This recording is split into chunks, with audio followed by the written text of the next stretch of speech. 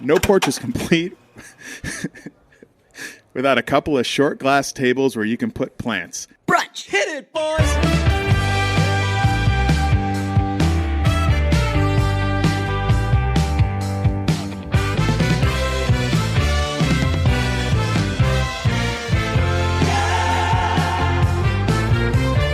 The present's confusing, Dawson.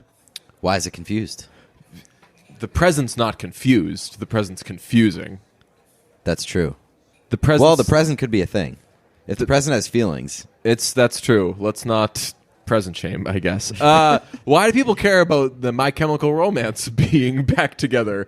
That came out last week. They're like, not only is Rage Against the Machine and My Chemical Romance getting back together, but this other thing. And I was like, those two things aren't equal things. Yeah, but all. I like to imagine that My Chemical Romance was like, all right, guys, this is the week. It's our big moment. And then like a day before they come out, it's Rage Against Machine's like, we're back. And My Chemical Romance is like, fuck! I legitimately looked up stories about this, and it's like 6 years after My Chemical Romance called it quits. And I was like, My Chemical Romance was still doing stuff 6 years ago? I looked up when that song Helena was, which best song maybe ever in the world. That was 2004. What does My Chemical Romance have as like any sort of we get to say we've called it quits and then announce a comeback years later? Jeff, what do you think? It's a Jeff episode. It was a very tough week for me finding out that My Chemical Romance had broken up. So it was a roller coaster of emotions. But yeah, and then Rage came through and I'm like all about it. Rage might be the bigger story here. Oh, that Rage Against the absolutely. Machine is back and playing shows exclusively on the border. Yeah, and Coachella, which is like a very problematic institution and the most unrage-like place to ever reunite. Like, it's very interesting. Yeah, but in the I grand was- scheme of things, like how problematic is Coachella these days?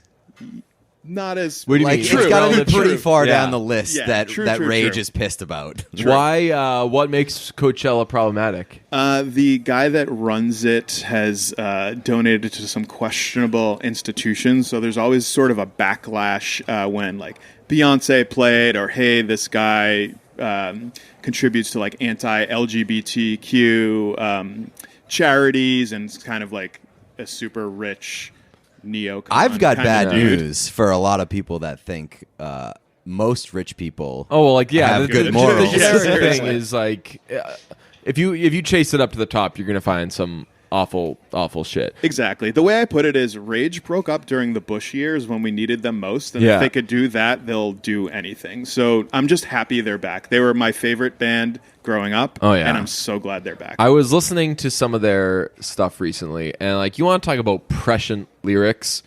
Like, I guess a lot of those lyrics kind of work for any time, but you apply Yeah. most Rage songs to Yeah. right now when you're like, man, when was this written? This was written about right this very second. Dude, their debut came out in 1992. It could have come out last week and you would have no idea. Like, it's still Yeah. in style. The lyrics are still relevant. They're the best. Also, One of my- they really haven't.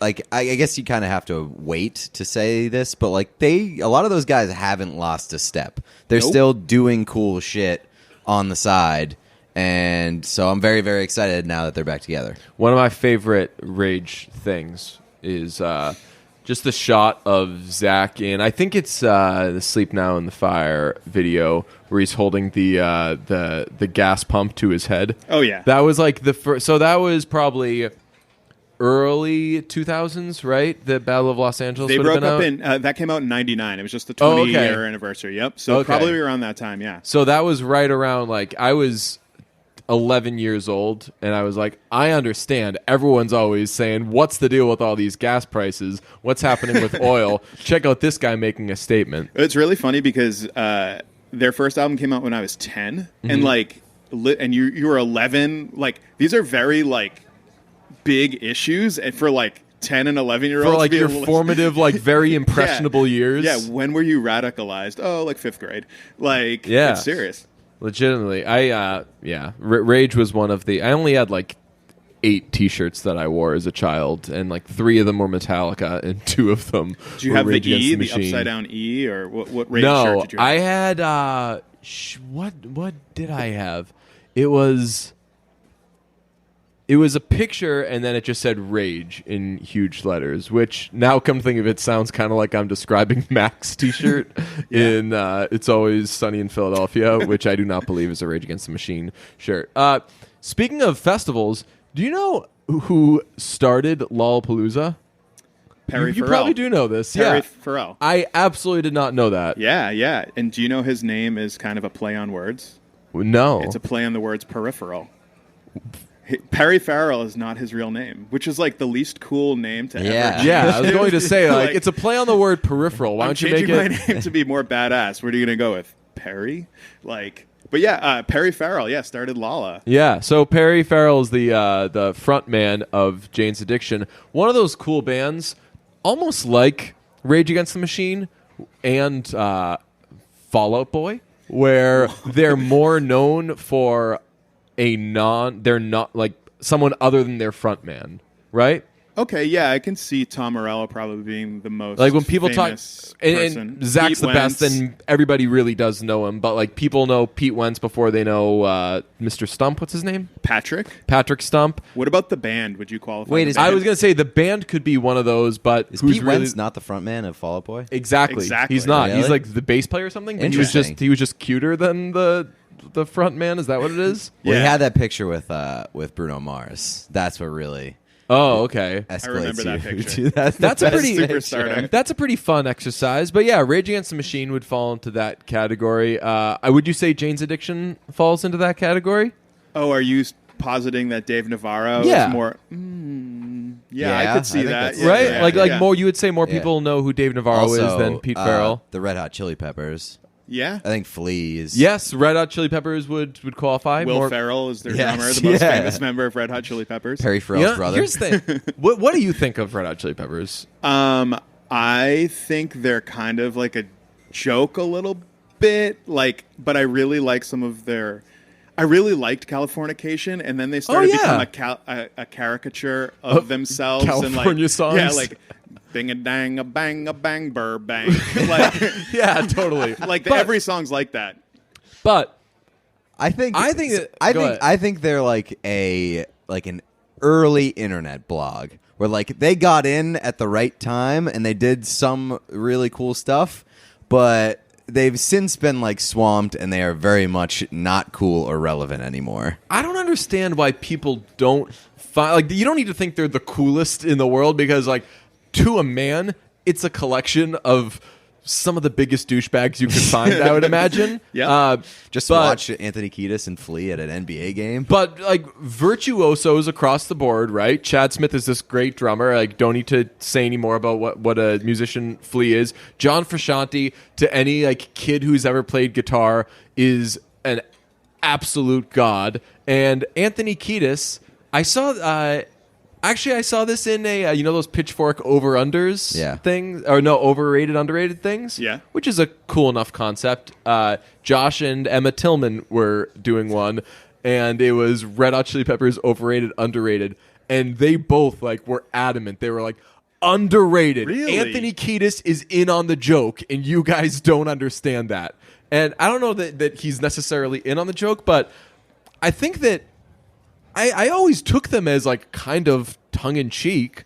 Like, she want to know, am I still a slut? I'm going to take it on the other side. Like, what kind of lyrics are those? What kind of earnest lyrics are those? I always suck my kiss. I always assumed that they were kind of screwing around. Flea, one of the all-time best MTV Rock and Jock basketball players of all time. If you ever needed a 50-point shot, Wow. he was incredible. But I was thinking about this recently. Well, you like, know who's the best is your boy. who? Bill Bellamy? No.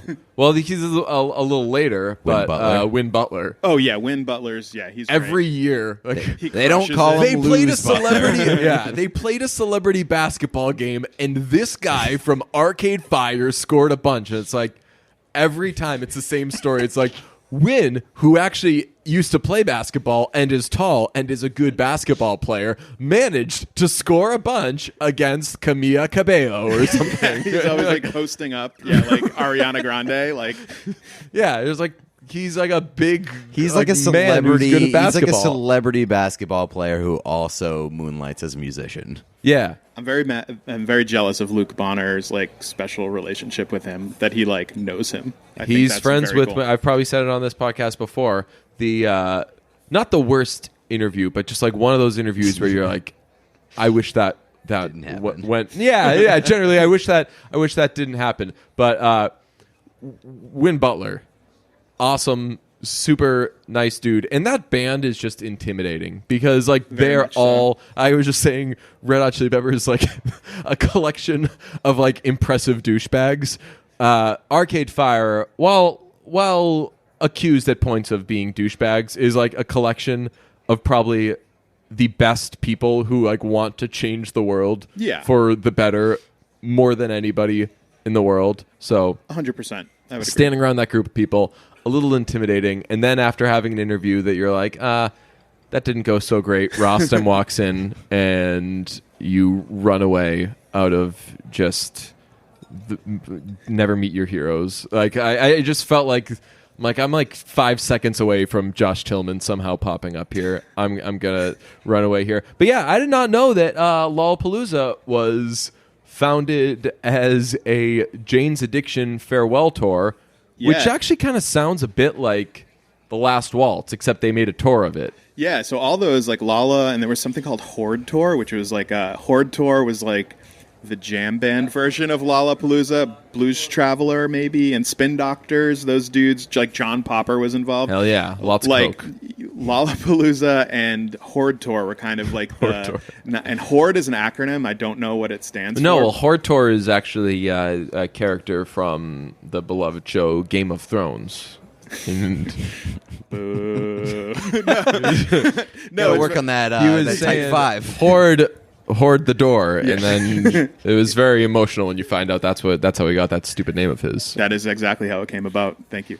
Somebody who doesn't watch Game of Thrones, you know a lot of details about Game of Thrones. It's because all anyone fucking talks about is Game of Thrones. true. Like I wasn't, It is I, true. I like wasn't trying to get into boy bands when I was a kid, but having sisters and living in the world, if you don't know every word to every boy band song, you're lying to yourself. Sure. No, but I do think I've now looked back at the hours I've wasted on talking, listening, and watching Game of Thrones, and I feel very disappointed in a lot of it. But So this is hey, the episode where we recap the finale, where we react to the finale of Yeah, Game this of is our- Thrones. How does everybody feel about it?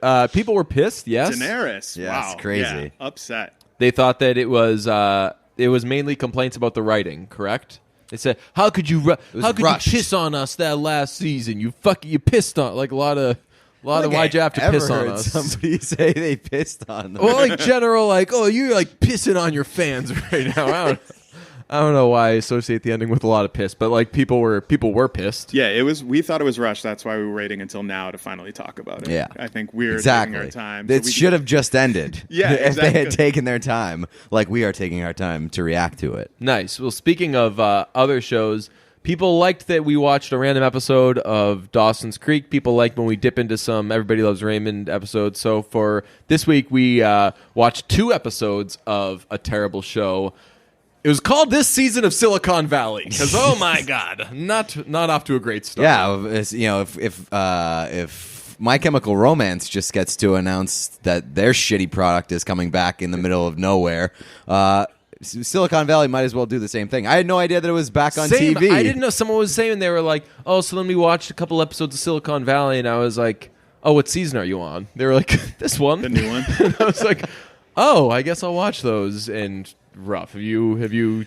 I dabbled? did. I did. I liked Jared's meltdown. That I was- thought that was that very was great funny. when he was Yeah. like, "I'm state raised. I'll take a case." Like, Yeah. I enjoyed that. But yeah, it's sort of Him kicking the door through like the bottom was That was so amazing. funny. Yeah, it was Yeah. like the beta version of The Shining, essentially.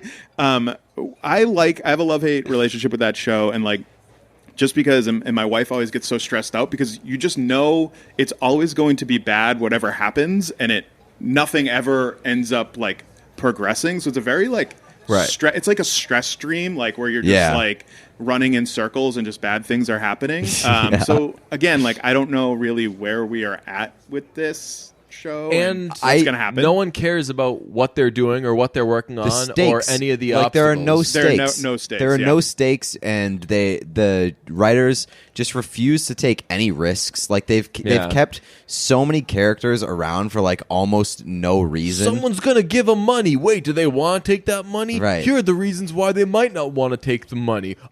Monica's gonna start smoking cigarettes over this. When the episode when the term sheet came in, I was like, I bet Monica's gonna see it and take out some. Then there's the cigarettes. Oh, but wait, That's she a has lot of 2 money. cigarettes. That's the joke. No, that wasn't a joke to me. That's what I called the dream. Relatable I was content. quite excited. Gavin Belson's been kept around for like 3 seasons too long. And we don't know what he does anymore. Is he still? I know that he's still around Hulu, but we're like, did they fire him? Did he come back? Right. There's a merger happening with Amazon. Are we mad at Amazon? Is that the what's his face from Curb and 40-Year-Old Virgin is the mustache is still guy? around? Yeah, what's that Oh, guy's yeah. name? Hoover. Hoover, yeah. Yeah, he's not that bad, but like, That's because they use him very sparingly. yeah. But I mean, I think the same, not to get controversial, like, I would love to see a Stranger Things episode without any of the science fiction involved, like just the kids living life. I would love, like, Yeah, like, give I it don't smoke need and any of weed the now. Silicon Valley stuff. Like, same. It's always a term sheet. Who are they going to get funding from? Oh, it falls through. Oh, here's a great rap song at the end of the episode. Yeah. Credits roll every Yeah. single episode. I But like, could I watch enjoy spending time with Yes, them. I yeah. like it. Like everybody loves the cast. The Yep. characters are great, and so like if you just had like the Office guys get invited to like a golf outing for Right. one Yeah. episode, very fucking funny. Right, like remake the terrible episode of The Office where they go to Andy's family's house.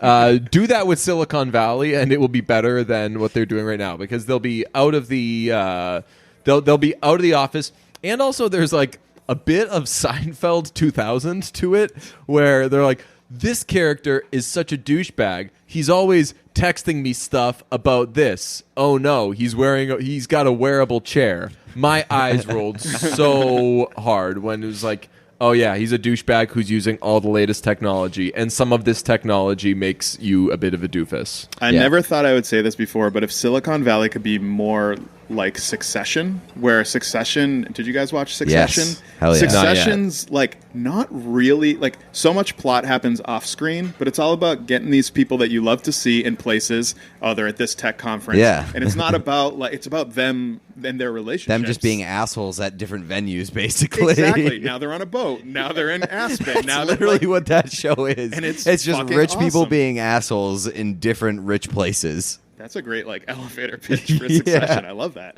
Well, that was that was Entourage. That's true. Rich people, True. except That's not true. rich people, like rich douchebags being. But that was like rags to rich douchebags. That's This is true. like born rich douchebags. Yeah, where they talk about like, oh, you're only going to get $5 million. That's the worst amount of money. You can't retire on it. You can't Yeah, do anything I will with say it. the 2 funniest things that I have found in through the first 2 episodes of Silicon Valley was the Jared scene, and the other one was the video game guy riding in on his bird scooter and then throwing the it bird in- scooter, yeah. throwing it in the recycling bin. a bit derivative of Unbreakable Kimmy Schmidt, but I also laughed out Very loud at good. it. Yeah. So Do you guys remember the scene in Unbreakable Kimmy Schmidt when never Jane made it through. Krakowski asks, and Jane Krakowski isn't Jane Krakowski what's her face Malcolm in the Middle? No, that's Jane Kasmerick. Yeah, you're right. Jane Krakowski. Okay, Sorry. asks Is her if she wants. She goes to the fridge, takes out a bottle of water, and she's like, "Would you like a water?" And she's like, "Oh no, thank you." She goes, "Okay," and just throws it in the trash. Delicious. we've made it 20 minutes without talking about Haim. Yeah, new Haim. Great new song from Haim. It's brought to you by the Modern Vampires Dream Team, meaning Rostam and Ariel Rekshide. That's the group that also brought you Walking Away by Haim, and another one of the really good ones. I forget. Not You Never Knew. Kept Me Crying. Okay. So some of the really good ones from from the Something to Tell You album. This song was going to be good. It was just a matter of what Heimiest Heim song to ever Heim, as they build it, would be. And I love it. I'm crazy about it. It is obviously very derivative of Savage Garden's Yes. I Want You, but that is okay. It did hit you hard of like, this is exactly I Want You, but it's Heim, and they're allowed to be very derivative as long as they make it rock. And nobody took Savage Garden seriously. Oh, I'll tell you, they did. They were a huge. Savage Garden took themselves very seriously. They were Sure. Like, Yes. I Want You, because you got to think when I Want You came out, their competition was like The Freshman and like other songs like that. So I Want You comes out, which I think that song's called, right? I Want You. I think so. I thought, is it called Truly Madly Deeply? That or was something? their second Second song. song? Okay, got it, yeah, got it. And then their third, I Knew I Loved You, which is best known for being quoted in Aaron Hernandez's letter. No, it wasn't, was it? Yeah, you don't remember that? No. In his suicide note, Really? he wrote, I knew I loved you before I met you, and then cited it, Savage Garden. No, he did not. And it's time for one of those classic moments called, is DJ just saying something that why would he make up to fuck with Pete a little bit, or did this happen? Jeff? Do I have to be the judge? You decide. So Did I randomly pull out that Aaron Hernandez cited Truly Madly, or I Knew I Loved You by Savage Garden and I'm not trying to make light of suicide notes or anything, but this is what I'm saying happened. I believed you up until you said he cited Savage Garden. Now, So now, before we get to the bottom of this, and Pete's starting to Google, Jeff was a foremost expert on the musings and writings of Aaron Hernandez. Back when Aaron Hernandez was getting arrested and all that, Jeff started a bit of a wave that I think other people jumped on, but I'll always associate it with you, which was finding his zombified tweets. oh yeah, I forgot about that. There- Oh my god, those are scary. I don't know if this would make you problematic now for having done that. No, but they're- Jeff would find tweets like, Labor Day, what y'all doing? And he would just quote tweet it with what he was doing. Yeah, those are bad. Probably in retrospect, I'm glad they pulled it. Twitter should I know they came out with pulling no more political ads, but Right. maybe murderers just delete their Bad accounts. people, or even I think we've said this. When I go, Pete's going to get my account, and he has to tweet in the spirit of me. I think that you can also have access to it, Jeff. Oh, I great. think that you'd be you'd be of some use there, and you just have to every now and then come up with tweets in the spirit of me. Don't do it like Kathy with Okay. Laura Branigan. It's like because Those are so weird. she's just using it for her own gain, Yeah. which we all know, Kathy.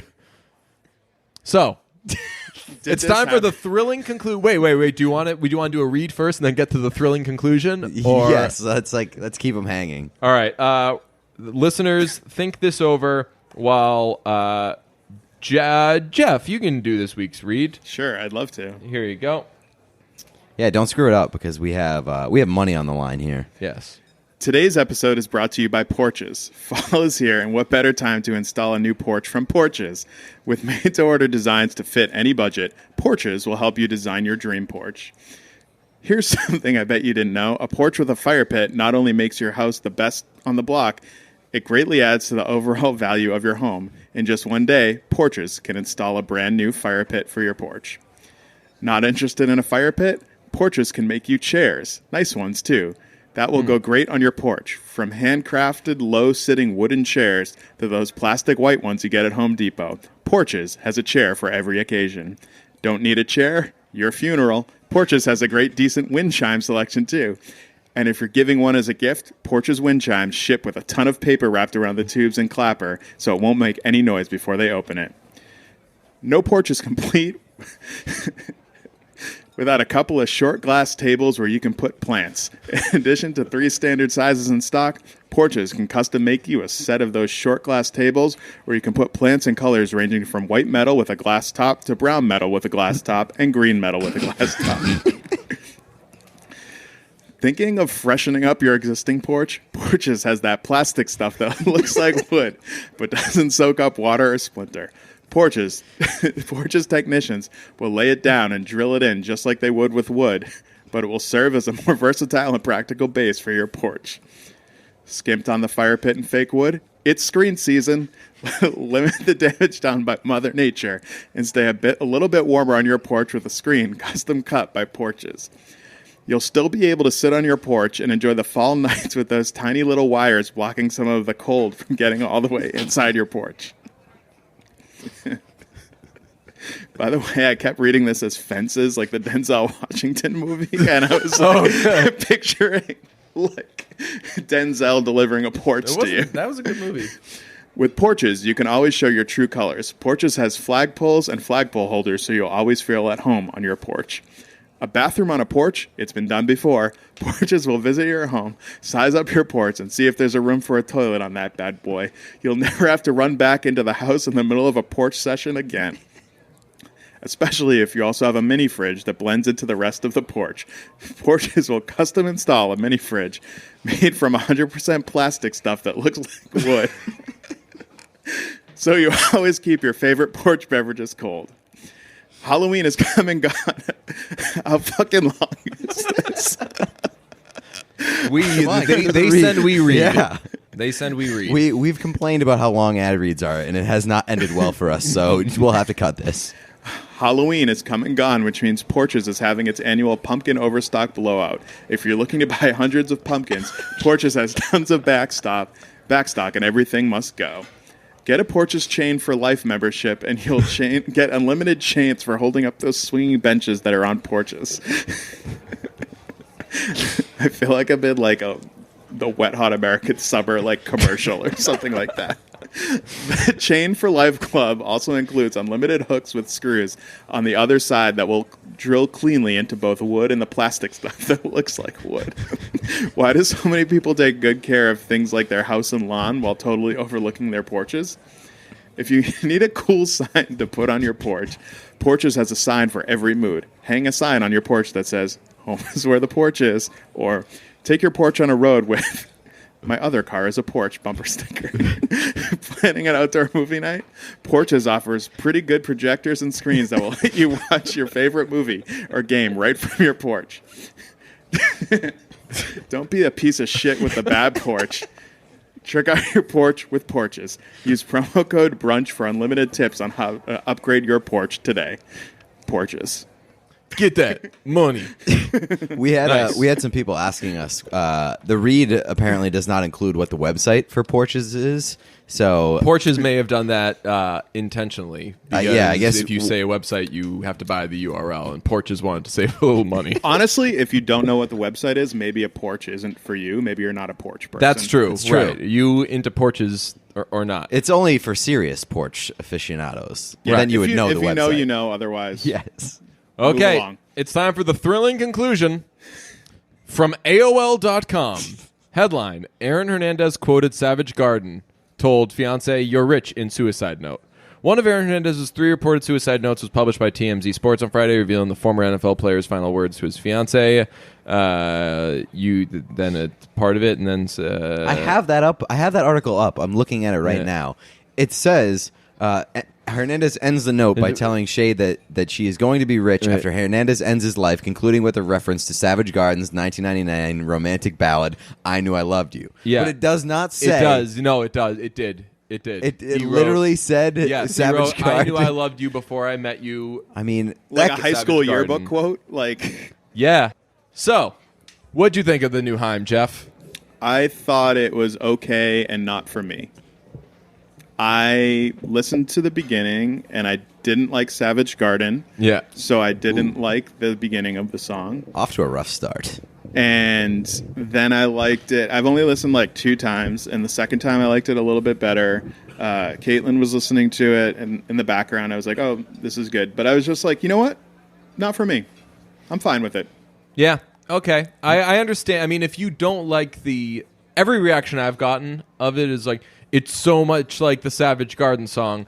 And like, I always say, like, when someone's like, "This is like this other song," I'm like, what makes this like this other song? And if it's something that's common, then a lot of things are like that other song. Like when Lover came out, people compared it to a lot of songs that were in a waltz time, that were 1 2 3 Yep. 1 2 3 1 2, and I'm like, she's not ripping off those songs. She's just It's a time doing a song signature, in yeah. this time signature. And similarly, I would say that Savage Garden doesn't own 16th notes, but the feel and everything does scream, this is the song I Want You by Savage Garden. I'm just trying not to yuck anyone's yum, so if you like it, good for you.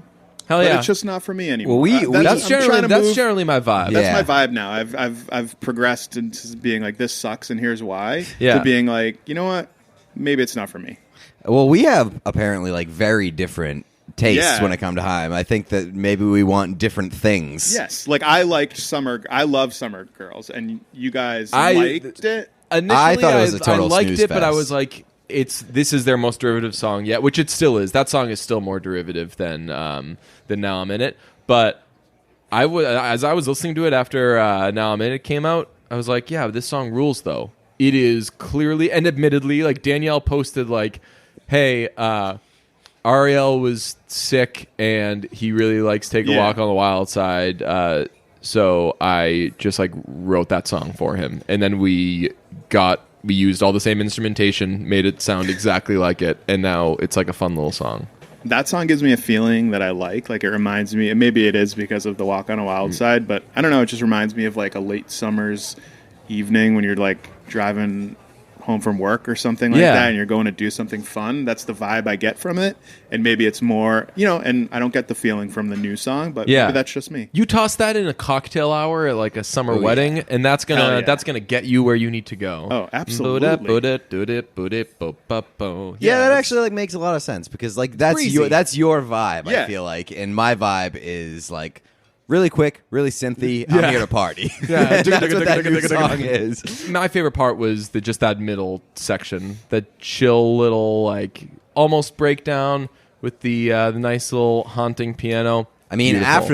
after the first chorus, where they come in with like the drums or whatever that is, Yeah. is fucking awesome. And I like that the in the second or the whatever the pre-chorus thing is, like the we can not be Yeah. friends. In the second time around, the bass drum syncs up with the melody instead of with like the bass or what it normally would be. So like the drums are like da da da da da. It's very dramatic. And be remiss if we didn't mention that Paul Thomas Anderson does the music Of course, video, yeah. which is fantastic. I was just going to ask, so I haven't seen the music video yet either, and maybe that will change some of my feeling about the song and maybe make me feel more things for the song. Yeah, possibly. My first go round with the song was with the music video, and it almost like took away from my enjoyment of the song because I was too focused in on what was happening with the music video. Yeah. And so I had to like listen to it alone, and I think I like the song better when I was just focused on the song. I listened to it. But the music video is awesome. I listened to it once, and then I went home and put it on the TV and just watched the music video like 7 times in a row. And that every Haim music video is just Alana Haim being classic Alana Haim. So happy that she's Just in happy to be Haim. there. Just happy to be there. She is no, but we've said this a million times. No one is living their dream more than Alana Haim. Alana Haim gets to be she's earned being a music. yeah, it's funny because she it's like is doing she- what she wants to do, and Is she's really good at it. and she's in a band. Like she's in a band which she wants to do. It's with her sisters, which like nobody wants to be in a family band more than Alana Haim, and she goes on podcasts and stuff, and is just like this ultimate music nerd. And her entire life is either playing in a family band or just doing music shit. Yeah, you have to be careful when you say like somebody's just happy to be there because that sounds It sounds like they're it like sounds being like they're dragged along. Yeah, it sounds like they're passengers, and that she's certainly not that. No. but she is 100% Just happy to be there. And It reminds most- me of like Juju Smith-Schuster, just like super talented and just having a blast and loving every minute of it. When people see Haim for the first time, like she's they- the person they're- that you can't take your eyes off of. right? Like there's always like the whoa, Esty, she's making bass face, or like man, like Danielle is just like can just like command a crowd and everything. But I feel like a lot of people's first impression is like, man. Like what That is one on the left is what is just happening? What is rocking going on? out. And I would say nobody rocks out during a Haim show more than Alana does. Because Well- Danielle is James Hetfield, basically. And I mean, I'd say Esty that- rocks out, but like in a different way, like Yeah. a more methodical, like rocking out. Whereas Lana's just a fucking wild card. You never know what's gonna happen. Yeah. She reminds me of Will Butler in old Arcade Fire Yeah. performances, just like an absolute dynamo. Like if Tim Riggins had musical talent and just like a bombshell. Like would To go make off. this a Butler family podcast, have you heard Will Butler's solo album? It's fantastic. It's I saw it. I saw him perform live. He's great. really Yes, just singing about pony macaroni. he is awesome. Policy, it's called, right? Yeah, I think it's so. Very good. That is a great album that randomly one of my friends like a year ago was like, "Hey, do you know Will Butler's solo stuff?" He has a song called, I would recommend for anyone to listen to. It's called Son of God, and it's fantastic. And I think also Take a Side is another one that's good. Those are both fantastic songs, and that album is very good. I really like when members of popular bands who are non-frontmen put out solo stuff that's really good. Do you guys know the song Sister of Pearl by Bayo? No. It's Chris Bayo from Vampire Weekend, and he, it's like this very, like 80s song, and he sings it in an 80s accent. Interesting. And Write it down. I don't know any other songs by him, but it's part of the Vampire Weekend set. They play it and they have him sing it, and it's like the coolest thing in the world. So I'm very pro. I don't know. I wouldn't hate an Alana Haim solo album. That Although- would be something. That would be great. What if? Okay, this is what we need. We need Haim to outcast it and do a speaker box Love Below situation where they all put out. Solo albums. A and they- triple album? Yeah, triple album that they package together. Well, we And talked about here- last week how they just don't put out music and where they should just put out 2 songs at a time. This would be very unlike Haim because they're not the putting out music type. So what if instead of doing like 2 songs at a time, what if they each did 2 songs and then you get a full album of like or like an Yeah. EP Yeah. of like 6 songs, 2 each. Well, here's how that would go though. If they did a triple album where they were one apiece, it would be Danielle's album is considered like a classic rock album and like it's like the most critically acclaimed album of the last 50 years. Esty probably calls up both Diplo and like David Foster and is like doing dance stuff and Shaka Khan sort of stuff. I could very much see Esty wanting to be in the kind of Shaka Khan type of world. Yep.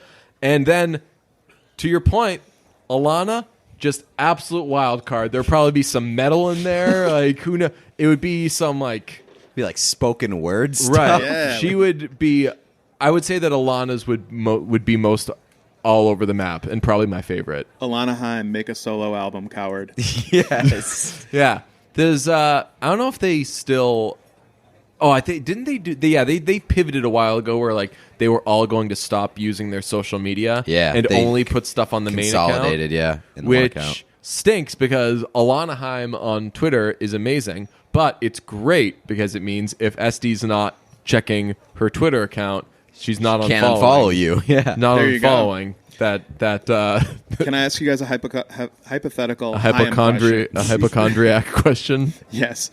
So the last time Haim came around, Lizzo That's opened right. for them. If that concert were to happen today, who would open for. Oh, not even not close. close. It's not even close that Tell me they your would open answers. for Lizzo. Lizzo would headline Yeah. by a mile. Okay, that's what I because that's what I thought. She is a monster. she just now. played where she opened for Haim, which was Agganis Arena, Agganis, and yeah. that was like the hottest concert ticket She in opened Boston that in years. She opened that show. Yeah, Yeah. Wow. yeah, a couple that years was, like, ago. recently. Yeah, Yes, it was May- after. It was after Something to Tell You came out a Yeah, couple it years was ago. May 2018. I wanna Damn. say. Yeah, She is a monster now. There's absolutely no question that. but Haim would but open for people her. knew who she was when It's- she was opening. It's so crazy. Like Truth Hurts. Like it came out in 2017. Like, I know. Like she's been around. Like Feeling Good or Good as Hell. Good or as whatever. Hell. You know that show Tube Dope. Where the hell's Queens? my phone? Yeah, all those songs have been She, like, around had these- forever. yeah. And then she just put together a dope album. I guess you could say it's like Haim had all these sort of songs circulating, and then they Right. finally put out There was buzz a forever. single album, and it was like awesome. So. Similarly, this one kind of hurts me, and I love Maggie Rogers, but Maggie Rogers has opened for Haim in the past, and Maggie Rogers has overtaken Haim as and this isn't a stereotype, but like the reverse Carly Rae Jepsen, where like women in their 20s love Maggie Rogers so much, which the reverse Carly Rae Jepsen is men in their 20s love Carly Rae Jepsen And 30s. so much. Yes. Right, yeah. Men of really And in like 20 years, 40s. Oh, because right. I'm Men- not slowing down. right, yeah. Men of any age will just go in droves to a Carly Rae Jepsen show. But friends of mine who I've like tried to get into Haim and stuff go bonkers for Maggie Rogers, and Maggie Rogers is not like a Haim ripoff or anything, but certainly in the same world as Haim. Certainly is going down the path that Haim helped create. Yeah, I don't And- understand how you could be like love Maggie Rogers and like not like appreciate Haim. It seems that's the case, though. I would say right now, if Maggie Rogers and Haim were to play a show, I would say that Maggie Rogers is probably headlining. Probably. that. I feel like I've Is- seen the same for Really? the past year Instagram Probably story. She of Maggie people Rogers at a sold Maggie out Rogers show. Thompson's Point two nights in a row, and but who was she? Oh, she was playing with the person from Austin City Limits. What's her name? Natalie Prass was Natalie opening. Prass. Yeah, Yeah. but I don't know No, if but Natalie she's Prass not was driving that. yeah.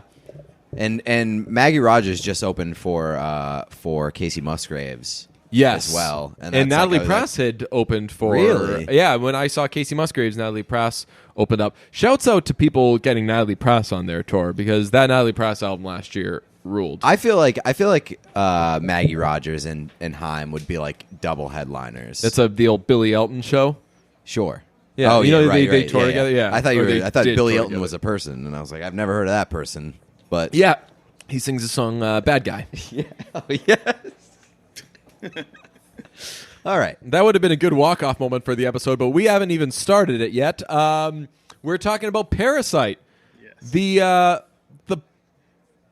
best movie this year. That movie was unbelievable. Didn't know anything about it going in. You guys both saw it before me. And people, I work with a guy named Mark. I'm going to start calling him Movie Ass Mark, because he knows everything about movies, and he always gives good movie recs. He was big on the Parasite train, and so I was going to go see it, and I texted Jeff before I went, and I was like, hey, before I head into this thing, it's not scary, is it? And you were like, don't know anything about the movie before you see it. So I was like, all right. And It wasn't intentional, but I did not know anything about the movie before I saw it. I saw the trailers and stuff, but Same. couldn't figure out what the hell it was from the trailers. I still try to sneak in a trailer, and it didn't give you anything, Yeah. which shouts out that trailer. Right. It's a I great love trailer. it. It relies upon word of mouth, though. It means that no one's just going to see that trailer and say, I'm going to see this movie. They knew they they're gonna had have something friends good. saying, hey, this movie's good. Then they check out the trailer, and they're like, okay, I guess I'm intrigued. The movie poster gives away more than the trailer does. You're right. You know, when I was What's the poster shocked look when I like? went back to look at Yeah. the movie poster to be It's like, like a spoiler alert. oh, yeah, there's like, Blood? are we allowed to spoil this? Well, I should say this, like, stop whatever you're currently doing And do not go- look at the movie poster. Don't look at the movie poster and fucking go see Parasite Yeah. now. Yeah. Stop what you're doing, and like, if you pause it now and send me a screenshot of you pausing the episode now and like your movie ticket for the same day, like Venmo you a ticket. Hell, like there the you money. go. First person that does that challenge. Jeff comes but on the it is episode so and fucking giving good. away free money. This is the way that we can give this recommendation from the people who saw Midsommar and were like, hell yeah, we recommend. I would love to do. Parasite. I would love to do movie posters like we used to do with like the critic things. Oh, yeah. and instead of doing like from the people who brought you, Yeah, from the people who saw Midsommar. Yeah. But caveat from also the person who was too scared to see Midsommar. Yeah, and Go did see some. Parasite. Yeah. Wait, you didn't see it? No. I thought you were talking about me because I was too scared to see it. Oh, I Wikipedia'd it 5 times, had Randy on to tell you us through it. about it, and then I was like, all right, this will be safe. And then I saw it, and I was still blown away. I never ended up seeing it, and the trailers before Parasite were very scary, and I was Yeah. very worried. Yeah, and like just the name Parasite is like, oh, this is gonna be a horror movie, and like you get halfway through the movie and you're like, is this a horror movie? That's the best part about it. You get halfway through it. This is a movie about a family, a poor family that infiltrates a rich family, and they've got this big con going on, and they've finished their con, and there's an hour and 10 left. Yeah, in and then the movie. movie starts. And your Yeah. suspense. I don't know about you guys. The suspense you feel once you realize Yeah. like The they've movie is done it all, beginning. and now there's a lot of time left. Holy God, what could be? And like there's like been it's the first half I would say is like more dark comedy Yes. type Yes. feel, Yeah. but you know something else is coming. So that in and of itself makes it very suspenseful. We were batting around like what would you call this? How would you categorize this movie? I'll settle on dark comedic thriller. Yeah, that's That's 100% really good. what I would put. Yeah. Because you were saying thriller, which I was like, it probably But is it more is like thriller. And What? I looked it up, and it's literally classified as a dark comedy thriller. Word, dark comedy thriller. Yeah. Official. But yeah, I feel like the same. I knew something was going to go down, and but then 30 minutes in, you start to feel comfortable, like because it's very it's a masterpiece. Yeah. Like, and you're like, And you're rooting for these That's what villains. so that's yeah. like the very unsettling thing is like you get halfway through the movie and you're kind of like told that these people are like not bad people but like shady as fuck. Like Yeah. they're shady, They're running a sketchy, con. sort of like scummy people. Yeah. But you get to know them. They're funny. Like they really love each other. Like it's a nice family story with like a scummy dynamic to it. Yeah. And then you get halfway through the movie and you're like, oh, shit's happening. But like, I don't know where I'm supposed to be, where my like rooting interest is supposed to lie here. Yeah, I'm going to see it again as soon as I possibly can. I know I've also got to see we've got to see The Lighthouse. Yeah. I wanna see because that. this is the year, by the way, folks. Declared it last night on the text chain. This is the year of the uncomfortable movie. Other years have been the year of the Mamma Mia.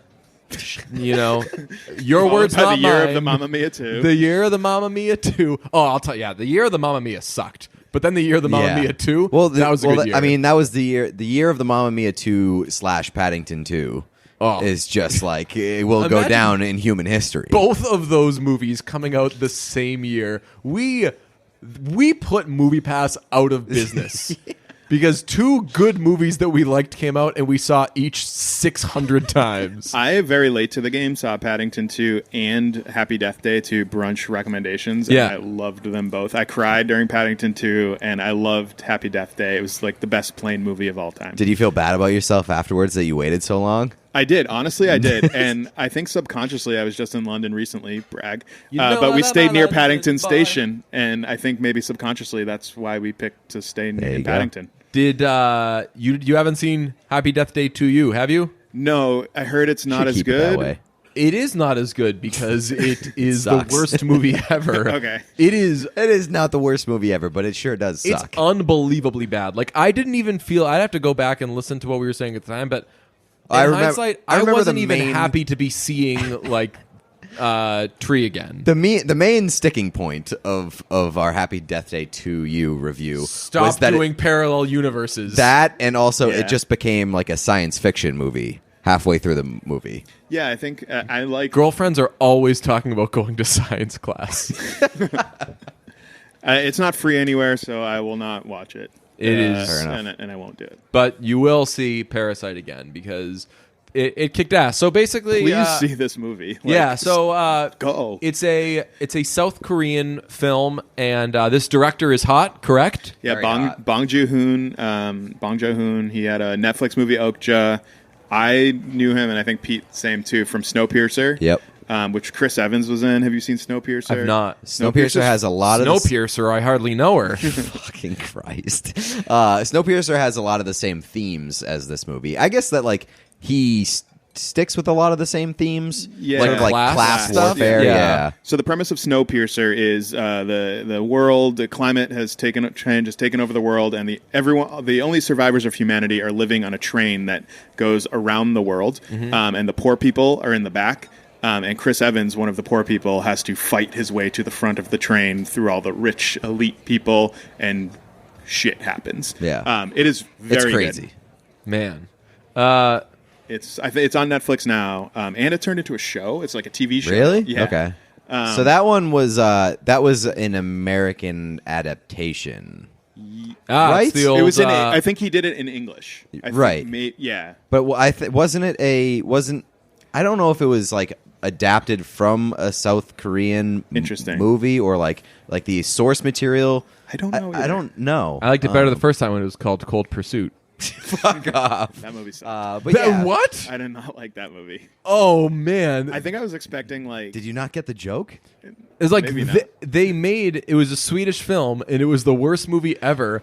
And then a bunch of Americans were like, "Yo, let's remake this shot for shot."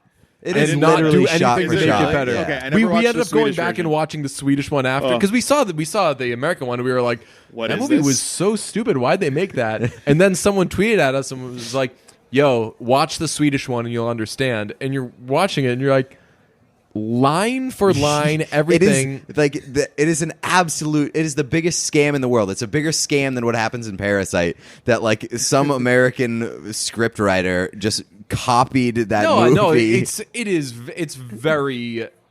Everybody's in on it. Right, for sure. But like that guy got to profit from it. Yeah. The Swedish one stars Stellan Skarsgård. Oh, okay. I know. Yeah. They changed like two things.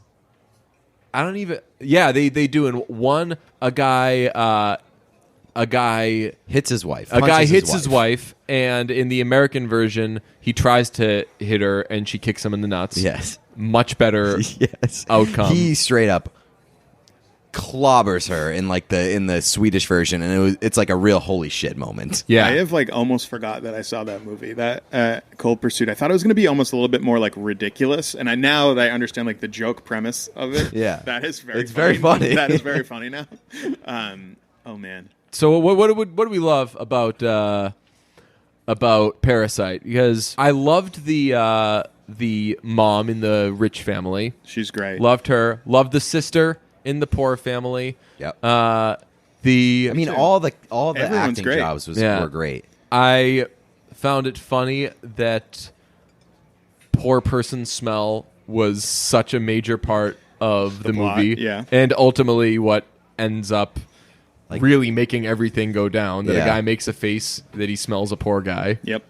I mean, everything was just like done masterfully. Like it looks Yeah. beautiful. The music is great and Yes. suspenseful. It's in Korean, so it's subtitled. Like that wasn't a distraction at all. The dialogue still works in English. And the twist, like, I don't know, Yeah. it fucked me up. I was like, Yeah, and shit. it's one of those movies where like it's not like in a bubble, and it's not like super I don't know what you want to call it, but like it feels like it because a lot of it takes place in that. Contained. Yeah, it's Yeah. like it seems very contained because so much of it happens in that one house. Yep. And so like I liked that aspect of it, and especially because it like the longer that you spend in the house, the more like unsettling it is, and I feel like that was a conscious decision that happened because it's supposed to feel more and more unsettling as the movie goes along. But I mean, there were so many things that I liked about it, just because like it's very funny, it's very funny. masterfully shot. The acting is great, and also like the commentary is really strong. I've been reading a lot about it because now I'm like obsessed with it, and all I can think about. And Yeah. both houses, the poor house and the rich house, were sets. They weren't actual Yes, houses. I did so see that. They built both of those, and like, and now it makes sense, like perfect. And I've been reading a lot about Bong Joon-ho, and he storyboarded everything. And the first thing he storyboarded was, I won't spoil it, but when the housekeeper rings on the doorbell and she goes downstairs. And when she's trying to push the thing, and she's kind of like sideways, like against the wall, like trying to push the. She goes to the basement. Oh yeah, and she's sideways trying to push the thing. That was the first thing he storyboarded, and from there, like the whole story kind of sprawled from that. Yeah, amazing. Where do you? I would say that this is number one for me so far this year. Yeah, this hasn't been an unbelievable movie year for me. I agree. I haven't had my socks knocked off frequently. I liked Once Upon a Time in Hollywood, loved Midsommar. I would probably say that best is this, Midsommar number 2, and then I have to think about the order that I put the rest in so far. But things are supposedly coming out. Again, it's the year of the uncomfortable movie. The Lighthouse, they say, is dope Super as hell. weird. So I got to see that. Yeah, I don't know where I mean, I think it's easily top 3 for me, and I think that this is one of those movies that's gonna sort of probably keep rising, just based off of like I'm assuming that there's like a ton of hidden detail in this movie, and like there's going to be stuff that continues to come out, and you're like, this wow, is going I to didn't have think a about hell that. of a Reddit. It's going to be of like a a subreddit. It's going to be like Get Out when Get Out came in, and it's definitely a discussion driver, and I love that. So I would say maybe 2, 3. I still really fucking love The Last Black Man in San Francisco. Oh, I still haven't seen that. That was my favorite movie of the year. Heading into Parasite, I think maybe it's like a 1-2 situation right now. And then like The Kitchen 3. Yes, for sure. I loved this movie. I loved Once Upon a Time in Hollywood, and maybe rounding up my top 3 of favorite movies, and I know I have a lot of work to go, is Booksmart, a movie which I loved a lot and think about often. So I would put and there were a ton of at super fun time watching John Wick 3, and there were some great fun movies, and Avengers. I think that came out this year, right? I don't even remember. Avengers? Probably, Yeah, it did, yeah. Once a month. Yeah, seriously. But Parasite is certainly in the top 2 with Once Upon a Time in Hollywood, I think. And then I think it's finally Oscar season, and now it's starting to happen. Well, more importantly, it's Knives Out season. Yes. I already bought my ticket. Did you yesterday when I was going to Parasite, I was getting my little sessions, and the kid that was working there had an AMC Knives Out shirt. It said Knives Out in the front and then AMC on the sleeve. And I was dropping some heavy is there more where that came from that he wasn't picking up on. But the whole movie during Parasite, I was like, I should have just said can I buy yo, if I give you $20, can you make one of those appear? Because clearly they sent in a box of those things. Right. And then after I went online and looked up Knives Out merch and couldn't find any. I don't know if they're waiting until the movie comes out, but I feel like movie merch isn't as hot as it should be. no. You're right. When I worked at the movie theater, it was just pins. We didn't get cool shirts, it was pins. I got a Fight Club pin and a Mystery Men pin, but no cool shirts. Mystery Men pin, that's not bad. Yeah, pretty Hey cool. now. Yeah. You're an all-star. What was I going to say? Parasite has a 99 on Rotten Tomatoes as far as critics. Critics. I'm okay with that. I wouldn't 93 for audience score. Yeah, I think that it should be 90 I think it should be enough higher from than everybody. 93 in terms of audience score. It should be a 95. Yeah, what Yeah. problem are people having with it? I don't know. Maybe it's one of those things that's a victim of its own success. I Oh, think, you know what? A coworker told me that actually. He was he told me that exact same thing. He was like, I saw Parasite, but it had been so hyped by the time I Yeah. saw it that it was a great movie, but great wasn't good enough for what I was expecting. And I was like, fuck, that stinks. Yeah, I'm kind of interested to see what people tell us about it. If we hype them up enough to go see it soon. And I've been doing that at work and to friends. And I'm really curious to know their opinions because I feel like it was hype. I mean, it won the Palme d'Or at Cannes, the best movie at Cannes. And it lived up to the hype for me. So I'm curious Yeah. now that like the American hype, now it's out everywhere. You can see it. Like, what Well, is is gonna it be though? like? Because I know that a lot of people have been saying that like it's not playing near me. Right. Like when I tweeted that I saw it, like all the responses were, Like, where? where can I see it? Yeah, Yeah, it's very few I'm not places. I feel like that might hurt it as well because you have to try harder and you have to put in more effort to go find it, and that That's sort of true. raises expectations. But again, if there's the word of mouth, if there's like the hey, do what you can to see this movie, it's worth seeing, then you got to do it. Yeah. right, but again, that continues to raise the bar. I just hope it doesn't fall victim to the thing that totally exists Yeah. these days. One of the reasons that 2019 sucks, where people say something's good and everybody agrees it's good, There has and to then be pushback. people start saying, "Oh wait, let me guess.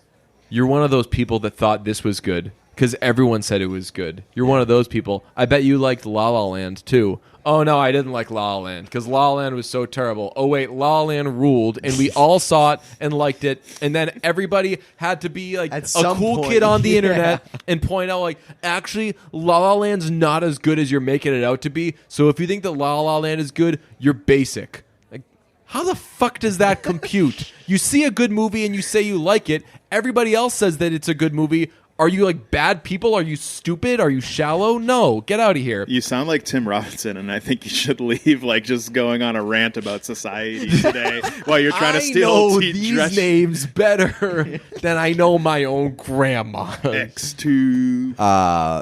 Parasite, though, I mean, you asked me yesterday, like Oscar, is it going to Oh, right. be Oscar? I mean, it's for sure going to be up and will probably win Best Foreign Film.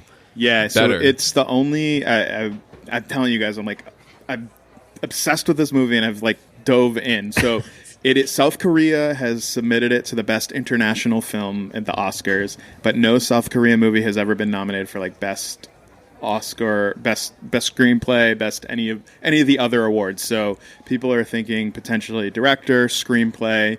You never know with Best Picture because there's so Yeah. many now.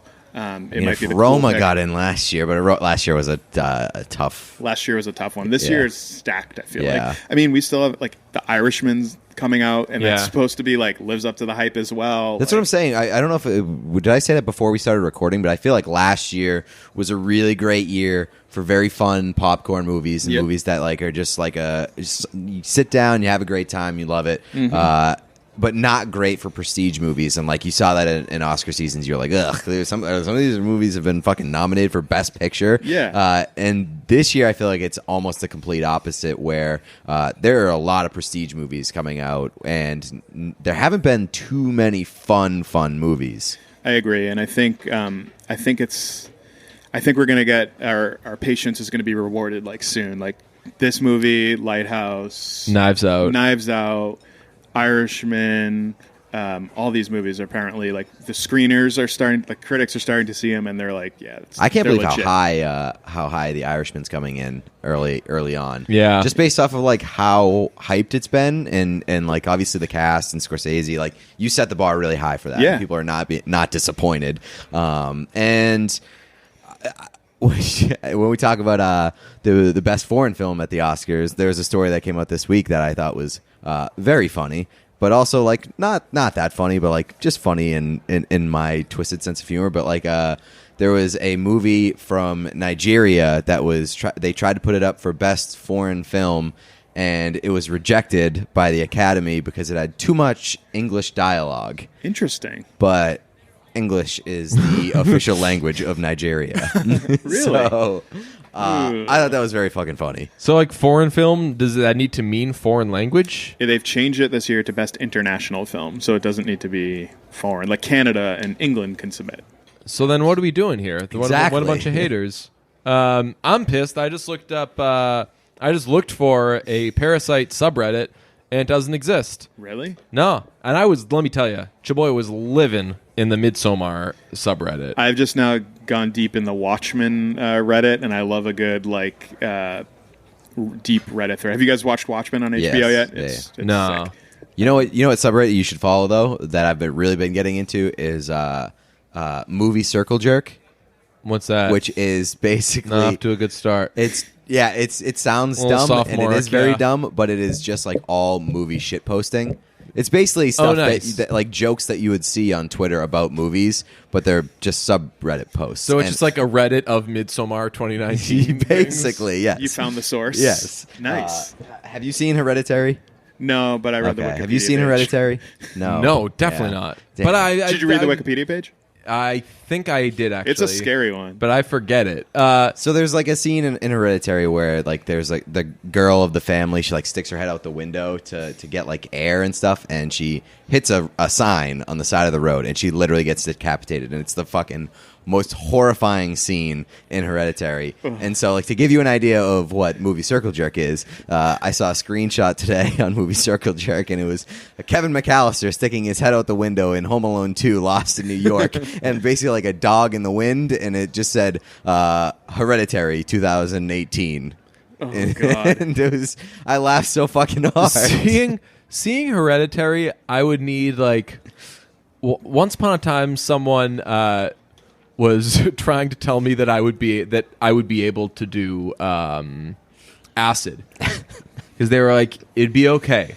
We'd be in a room and you'd be with me and it would be okay and like I'd like I gotcha and it would be okay. And I was like, but then what if I was on drugs Yeah. and like found a way out or like well like absolutely not. That's how I would need to see Hereditary. I would need to have like a loved one basically like giving me a bear hug the entire time. Dude, that's how I watched Happy Death Day. I watched it on a plane because I was like, it's loud enough where I won't get spooked. Like, no noise is going to spook me.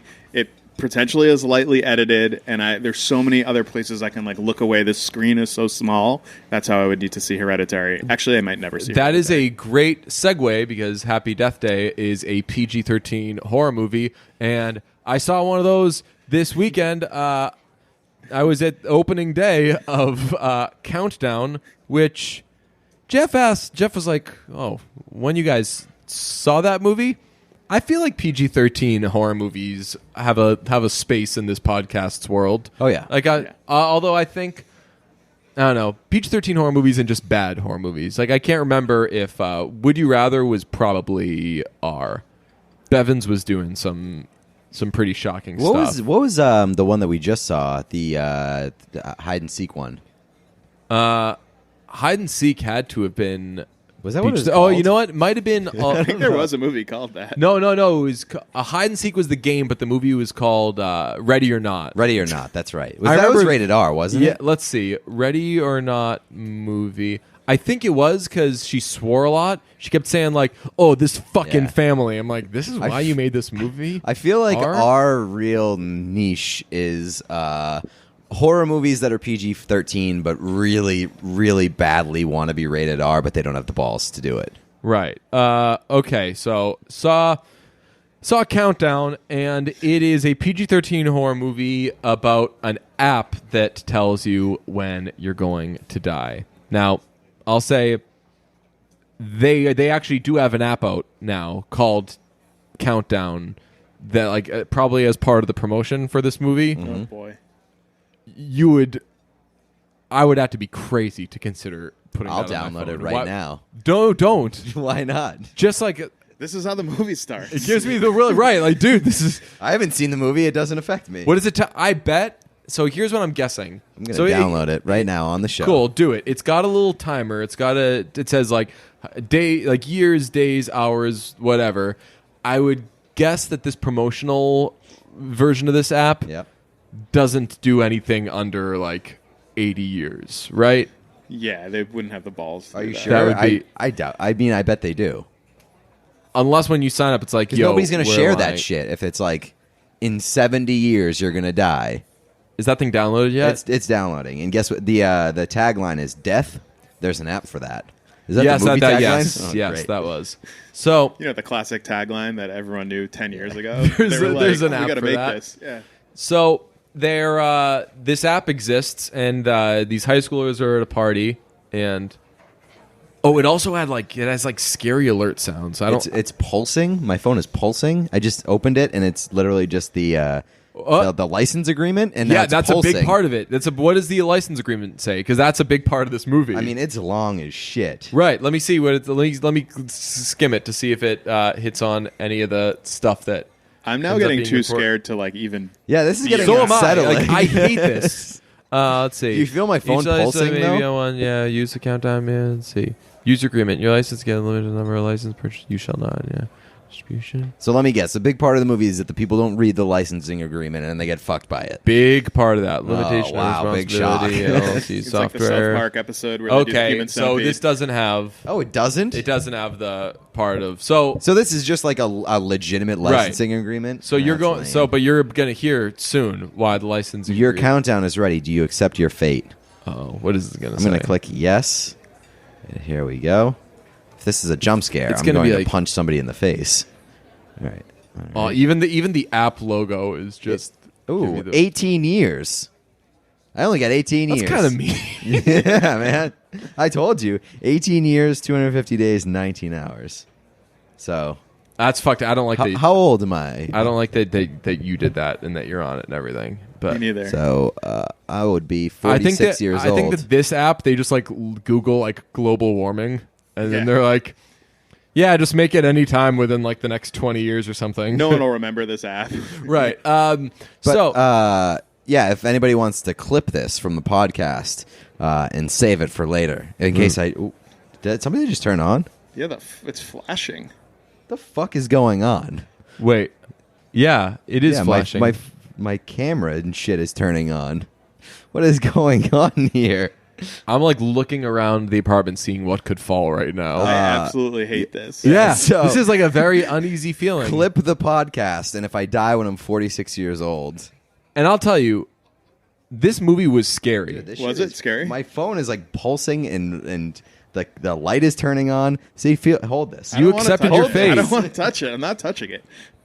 Oh my god! See if you can delete the app because I'm that's a gonna big delete part of it. Oh, really? You just can't delete it? Oh, motherfucker! What? Maybe I just don't know how to work my phone. Oh no, you can delete it. Okay, yeah, you can delete it. Now I feel like in like 2 minutes you're gonna get like the alert from the phone. You're like, oh, but I deleted it because that would happen in that movie. That movie was fucking scary, bro. So they were at these teenagers are at a party, and someone says like, hey, there's this new app that says when you're gonna die, let's all get it, and whoever's gonna die first has to drink all the drinks on this table. So they download it, and they're like, 70 years, 80 years, 50 years, cool, all right. And then this one girl's very quiet, and they're like, what's wrong with her? Why is she looking at her phone all upset after we just all downloaded something that says when we're going to die? And she's like, it says I'm going to die in 3 hours. And they're like, oh, so you got to drink. So she's got to drink all these drinks, and her boyfriend, chivalrous guy as he is, says, don't worry, babe, I'll drink all of them. So flash forward to 2.5 hours later when they're getting in the car for that boyfriend to drive them home? home Oh, no. because he What? drank all those drinks. She's like, wait, you shouldn't drink. You shouldn't be driving. And he's like, oh, the whole stupid thing. I drive better when I'm drunk, babe. Oh, come on. So she gets out of the car and she's like, I'm walking home. And as she's walking home, she gets an alert on her phone from Countdown. It says, user agreement broken. And then she starts, as she's walking home, she starts seeing some shit. There's some stuff behind her. There's some stuff in the bushes. There's like, you're seeing shit and it's very unsettling. You're not liking it. You're thinking, I fucking hate this movie. Too scary already. And she gets home and she's looking at her phone and like it's counting down. It's like 10 seconds or whatever. And then there are like these like demons in there and stuff, and it's freaking her out. And then eventually one of the demons starts throwing her all around, whipping her all around the bathroom, hey, banging their heads off the walls. Quite Nightmare on Elm Street, actually, Yes. where she just kind of being thrown around, hits her head in the ceiling, Can you see them? falls down, bloody, and it's the phone's reading 0. Countdown. This is the movie. I hate this. I'm gonna have nightmares tonight. So, cut to boyfriend in the crashed car with a tree through the passenger seat. She was supposed to die there. she broke the agreement. And now to people who are going to be like, isn't this like Final Destination? Every horror movie ever is like Final Destination. Final Destination was like the 800th movie to do the Final Destination thing. Yeah. So let's relax with the Final Fantasy stuff. So the next day, he's supposed to be in surgery. He's about to go into surgery in like an hour. He's sitting there all nervous. Nurse comes over. Hey, drunk driver with the dead girlfriend. What are you so blue about?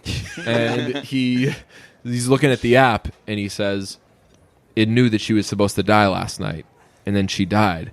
And the app says that I'm supposed to die during this surgery. Ooh. And she's like, yo, man, you're being an idiot. Just like when you were driving drunk last night trying to get your girlfriend killed. Just go into the surgery. You'll be fine. It's just a stupid app. She goes out, tells everybody at the hospital, hey, drunky McDummy over here is crying, being a real wimp over this app. What app? Let's all download it. Everybody's getting those 60 years, 50 years, blah, blah. The nurse, gonna die in 3 days. So now she's a little worried about it. Goes to check on the guy. He dipped out. He's skipping surgery. Cut to him in the stairwell, getting an alert on his phone. User agreement broken. Same shit. Demons throwing him all around. Falls down the stairs. This one was kind of a cool death.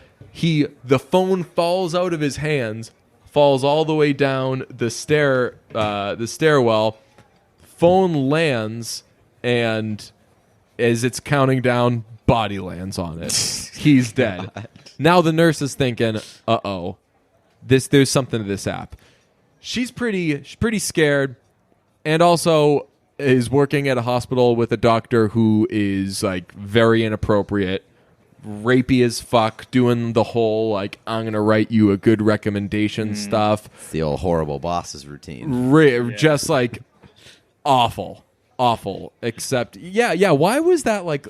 Why were people laughing at that when because Jennifer it was Aniston Jennifer was doing Aniston. it? They're like, it's just a woman sexually harassing a guy. It's like, no, like sexual harassment's bad. No, it's Jennifer Aniston. Relax, everybody. Look how hot she is. Well, and within the contract of that movie, like Charlie Day's character is like, this is terrible. Like this is bad things happening to me. Like I can't go to work. Like I'm worried for my family and everything. And everybody in the movie is like, oh, dude, she's a major babe. She's a so horrifying. Although that's a pretty like woke commentary for that movie. No. Yeah, I mean, it's like when people are like, when teachers get fired for having sex with like kids, like if it's a guy, people are like, hell yeah, man. Could you imagine like if it was like a creepy old math teacher and like a 13-year-old girl, like it's just fucked up no matter what. Like it's not like a cool thing because the teacher is a woman. Oh, horrifying. So she's got all this stuff to deal with, right? She's got this doctor trying to make advances on her. She's got an app up her ass telling her she's gonna die. Just an app, gonna die in 3 days, getting these constant reminders. So she goes home and she was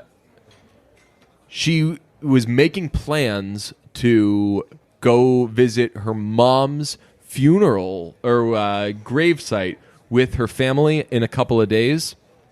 And then she realizes, wait a second, this lines up with when I'm supposed to die. So she's sitting on her phone. She's on her laptop, calls her dad, says, hey, Dad, turns out I'm going to have to work. Won't be able to make it. Closes the phone. Demons. User agreement broken. Closes the laptop to go to bed. And when she closes the laptop, huge jump scare of a demon. It was the fucking worst. I was so pissed. And then she's getting all these demons left and right. And now she's getting days of this. This isn't like these other clowns who were skipping out by like 45 minutes. She's getting days of this. And it sucks. So she goes to a phone... Wait, they fuck with her until her time comes? Yes. Once you break the agreement, you are getting demons. Dude, you got 18 years of this shit. Don't break your agreement. Don't change any plan that you're supposed to have for the next 18 years. So she's getting demons, stuff messing with her mind, scary stuff, jump scares, hating it. She goes to a phone repair shop that is run by Tom Segura. You know that guy? I think so, Yes. yeah. I feel like I've Canadian. seen him in everything. And then I looked up what's he in, and I've never seen any of the things he's in. But he's like you'd know him if he's. I know who he is. Yeah. So he's the phone repair guy. She's like, hey, can't get this app off my phone. Been trying to delete it. And he's like, well, don't you know how to use the phone? A lot of back and forth. Like, He's a bit okay, of a boomer. Right, total okay boomer stuff. Although before he sasses the hell out of a woman that's in front of her in line, and she's so mean. She's so mean to him, and he's so mean to her. And she's like, "You just lost me. You just lost a customer." And he goes, "Oh no, do you think I'm going to be able to find another one next?" And I'm like, "Yo, this is a pretty cool cell phone repair guy." So she's like, I need this phone out of the picture. Got to get rid of the phone. To your point about the Sarah Marshall. Marshall thing. I don't know if it was on or off the podcast you mentioned. It's this is the same plot that Russell Brand makes fun of Kristen Bell and forgetting Sarah Marshall for being in a terrible movie where a just phone take the is trying to battery go- out of the yeah, phone. like you're done. Right. Movie over. She so she gets a whole new phone, and as she's walking out, gets a little alert like countdown installed. She's all pissed off. She's runs back up. Hey, why is this on my phone? I don't know. Blah, blah. She runs out. She's freaking out. A guy who had frantically come in the store behind her comes out and is like, yo, is this about that countdown app? Suddenly she's got a buddy. He also broke his agreement. He's been seeing demons left and right. They are having a terrible time. Now, she's attractive. He's attractive. Oh, guess what happens? So you're thinking maybe they're going to have a little something going on. So they're figuring out what can we do. They go to This has to have a happy ending, or I'm going to have a panic attack. They go to a. I just got a realized, though, crazy ending. I just realized that I'm getting on a plane in a couple days. Yeah. If I had long as it's not in 18 if I had years. downloaded that thing and it was like 2 days, I might have had to cancel my fucking trip. You know how fucking stressed I would have been? User agreement. Point of Broken. the movie though, you can't. I would have had to. I'll get to what sets up what you just said. So they go to this like stoner priest comic book guy played by PJ Byrne. But he's a priest and his name is Father John. Oh, hell yeah. nice. Pretty cool. Just the kind of guy you want to see to save your life. And he's like, yo, this sounds like what you're telling me sounds like the story of blah blah blah blah blah. And it was an old story where a guy was a knight was told when he was going to die, and the deal was, I'm going to tell you when you're going to die, because he needed to know whether or not he was going to die in an upcoming fight or something. We'll tell you when you're going to die, but you have to go through with your life as you were planning on living it. And if you don't, then this spell that I just cast or whatever becomes a curse. And now this demon's going to come, and he's going to torment you until you die. So they're like, shit. This explains the demons. So it's a whole demon thing. So that's why you couldn't do it. You couldn't skip out on your flight, because then you're going to get the demon. So is it better to... It's the old butterfly effect situation. Is it better to... Kind of. Is it better to just die in the plane crash, or to get tormented and have all these awful things happen in the meantime? So they go to the phone repair guy, give him their credit cards, because he's got a Tinder date, and he doesn't want to be 15 minutes late, and they say, hey, we're going to give you thousands worth of our credit cards to impress your Tinder date. You've got to hack into this app and change our times. So he does it, changes it, updates it, whatever. They then spend the night together, sleeping on the bed and the floor. They're just a little scared. They're not getting romantic quite yet. Okay. And then she finds out her sister had downloaded the app and had the same death time as her. Something was going to happen when they were visiting that dead mom of theirs. Mm-hmm. And so when they go to check on her, and it's a whole thing, now there's 3 of them, and the demons are back for them. The app said, hey, nice try, tough guy. Also, in a post-credit scene, they kill that Tom Segura guy for doing that. It's Oh, a kind of really? cool. It's a kind of cool thing.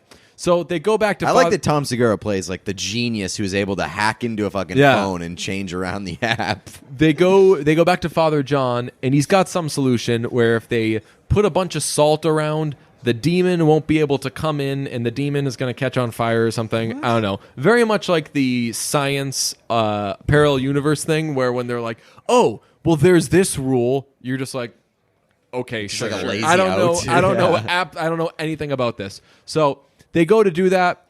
The guy is stupid. One of the demons is his dead brother. He gets tricked, walks outside of the circle, and he dies. So now it's just Classic. two of them, and they know, man, we got to break this spell somehow. Dawns on the nurse girl, what if one of us dies before we're supposed to die? Then this whole app is full of shit, and it's all broken. So, which one of us is going to have to die? Let's pick the guy at the hospital that we hate. Let's go kill that guy. So they go to the hospital. She tries to kill this guy who, I mean, like, he's bad. This guy sucks. Like, Yeah. the world is a better place without this guy. But, I mean, she's Still murder. She's going around like trying to murder him. Yeah. And she does the like she starts to come on to him and everything, and he's like, "Nice try. I'm not buying it." Then I think he starts calling her like a bitch and stuff, and the viewer is like, "Okay, kill this fucking guy. This guy sucks." She isn't able to do it, and Like because she just can't bring herself to do it. no, she tries to. I think he Okay. gets away. Okay. She, yeah, like he It's ends an important up, distinction. He ends up Yeah. hitting her with something. Like again, like starts like dropping some really terrible language. By the end of this movie, you're really rooting for. Like, I don't even care about this app anymore. It's just like this guy needs to go kill this guy. He gets away. They aren't able to kill him in time, and in the final seconds before her little sister is going to die, because her little sister is supposed to die like 30 seconds before her. Okay. She takes all this morphine that she had that she was planning on killing the other guy with and injects it into herself. The demon comes to kill his sister, but the main character is dying. Her soul's coming out of her body, it's flying up, beats the demon, and the demon dies, and the curse is broken, and everything's okay. The girl goes to check on her sister. Her sister left a wrote on her arm, like a little circle and a target, like inject me with this stuff here. She'd left some stuff out for her to be brought back to life. They inject her. She injects her with it. The girl comes back to life, Stevie Ray Vaughan style, and I think that's it. That's then defeated. They only those two girls ended up living. Their mom is still dead, and the dad is okay. And there's a post-credit scene where the guy's out to dinner with his date, and the app's like, "Yo, you pulled some shit," and then he dies. The end. The end. Amen. You know, That sounds like a terrible ending. I know. Like, It was a bit of a cop-out ending. Yeah. You're like, when she was doing like her death, I was like, she better die. That's good. This better be a real death. Yeah. And then you see the course. cop-out. John Mulaney has this like bit where he's like, movies cost like $100 million, but like, wouldn't you pay $10 to just like look at what $100 million? Yes. Yeah.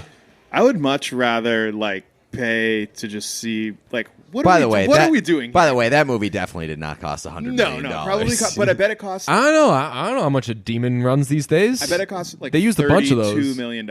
I bet it costs like. Let's look I it bet it up. costs like $11 million. I'm guessing They also had to 32. make an app. That's true. Or yeah, is this all like reverse viral? Is this cheaper published? All those like PG-13 movies cost between like $8 and $15 million. I would still pay $10 to see $15 million. Exactly. Yeah, I was gonna say like I've never seen $8 million in my life. so- Budget. What did we say? I said $11 million. 32. 6.5. See, I told you, man. Nice. That's like Which- David Pasternak. That's the only thing that makes less money than David Pasternak. That's less than David Pasternak. And he has killed more Wouldn't people that than be that movie fucking this year. amazing if we found out that he was the sole financier of Countdown? He took one year's salary to make a horror movie. It was so here was my biggest issue with that movie. I mean, it was bad, but I've seen the Escape Room and like all Truth these or movies, Dare. Truth or Dare, The Bye Bye Man, all these movies that like going Escape into Room wasn't that bad. Let's relax here. It wasn't terrible, but like you go into these movies knowing like this isn't going to be This a is good movie. shit. I'm just going to. This is just like a weird itch that I have that I like to see bad, occasionally rated R, but mostly rated PG-13 movies. This movie was pretty scary at points. It sounds scary. And like I was scared for a lot of the movie, and I feel user agreement broken.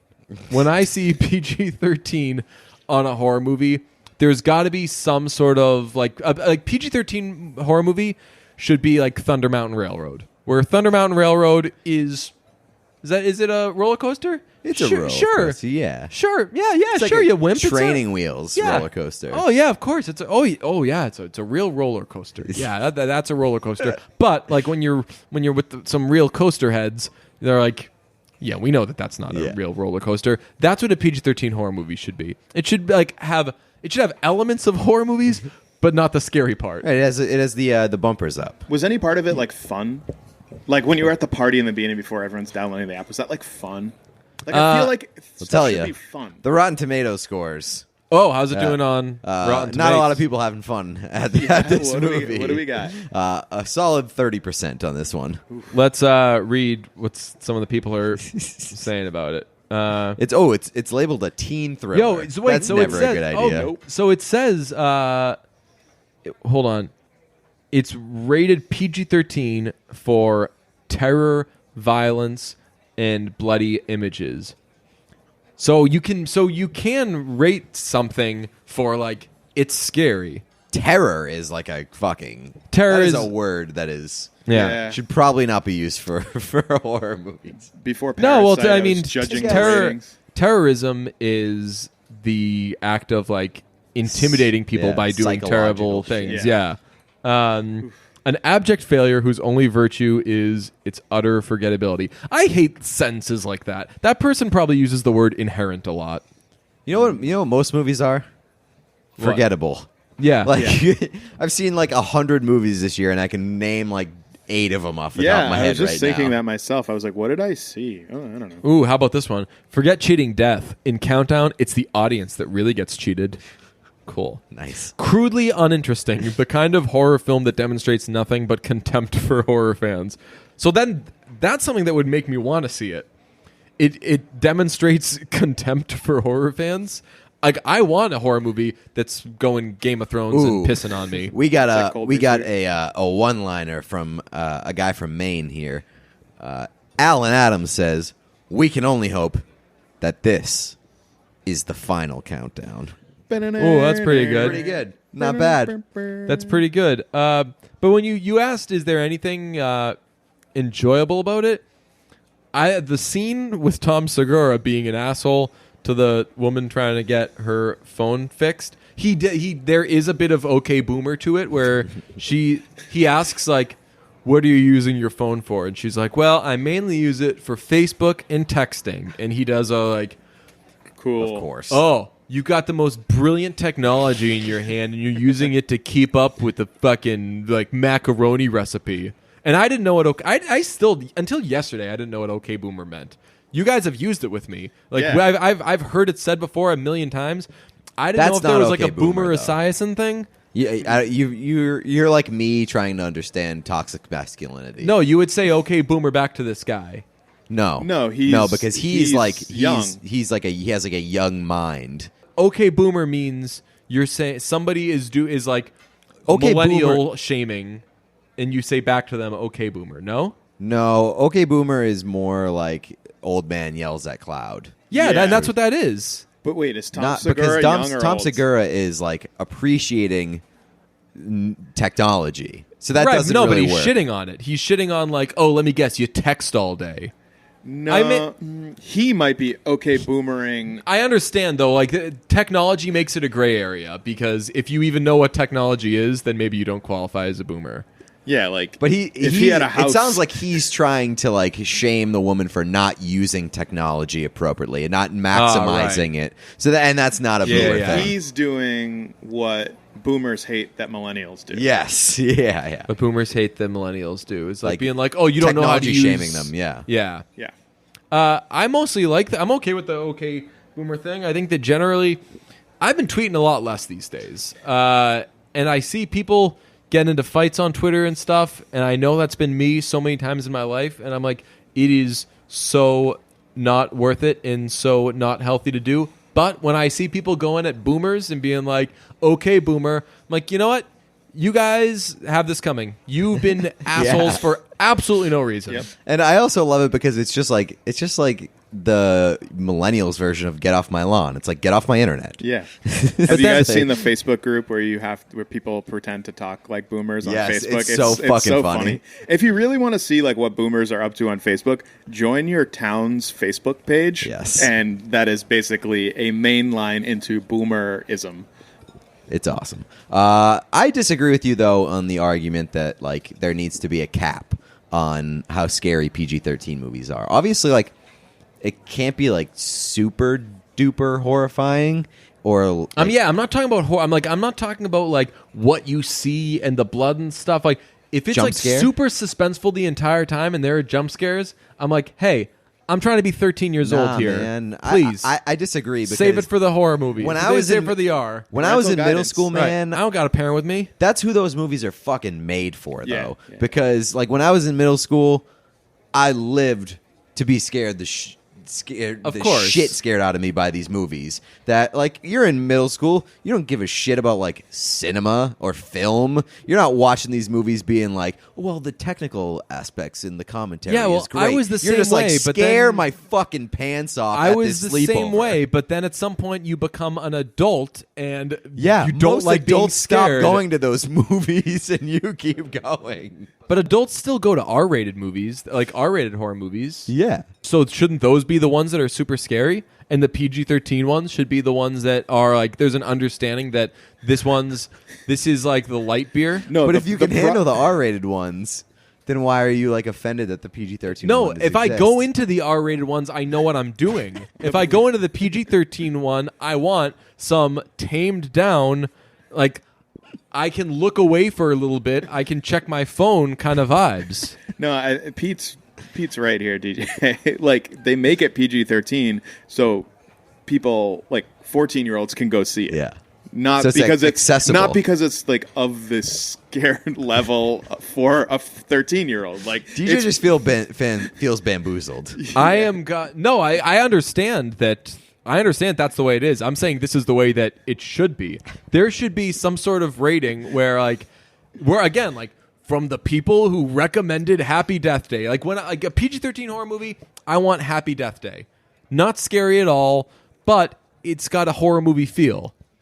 Yeah, and it's fun. Like you want to be part of What it. the fuck was fun about all these demons? Do you tell me that, Jeff? I am trying to wrap my head around the demons. I'm in Yeah. the weeds with all the demons. When you said there were demons actually involved, it made me way more scared. Yeah. Like no, I just want phones like attacking people. It should Make say ridiculous. rated R for use of demons. Demons. You wanna make it PG-13? You keep those demons out of there. Ooh. Here's a review from Roxana Haddad. Haddadl? From the Chesapeake Family Magazine. That's always a good person. Good publication you want reviewing horror movies. Yep. The constant loud noises and jump scares of Countdown are only enjoyable for truly novice horror watchers. Wait, say that again? The constant loud noises and jump scares of Countdown are only enjoyable for truly novice horror watchers. So that's my argument, that's who is going to see those movies. Yes, and they don't want to make it R-rated. But I said, oh, okay, I hear what you're saying. Because I was like, I did not enjoy those. Right. So what am I? What am I, a fucking horror vet? Yes, you are. Yeah. I don't think so. Yeah. I've seen Midsommar. enough of them, but I see like all the same kind of level ones. Yeah. I've seen Scream, But you're not a and fucking like 12-year-old. PG-13, Pete.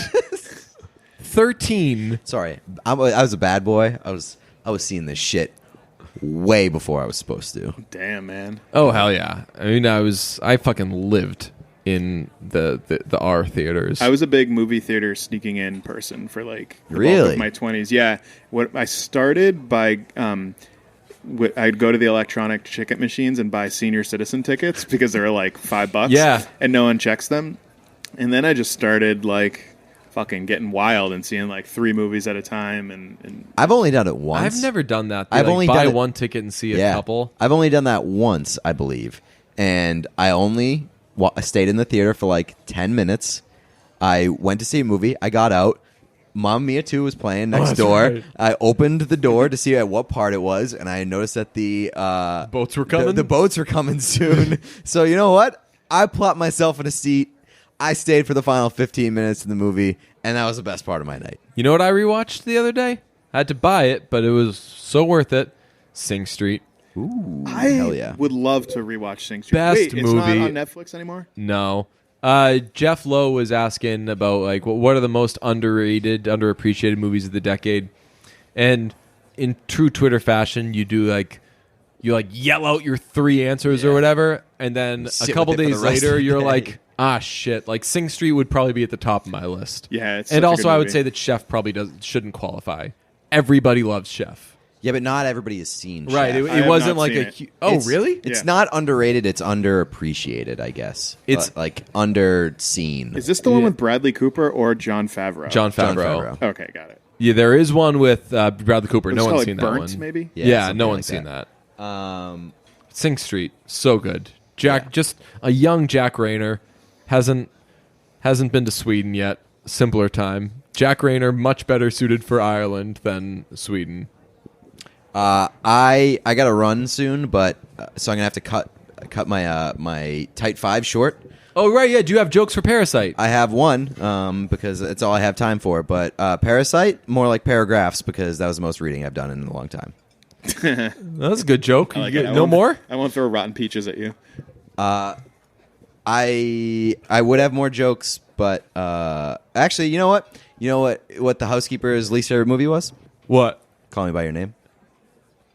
Well, that was pretty good Oh, too. yeah, Thanks, yeah, man. yeah. That was pretty good. This is so. This is a thing. I really want Pete's thing to be that after he sees movies, he writes 5 jokes. He writes a stand-up set about it. I'm working on 5 jokes. Yeah. It's tight 5, and then maybe eventually we'll progress to 5 minutes.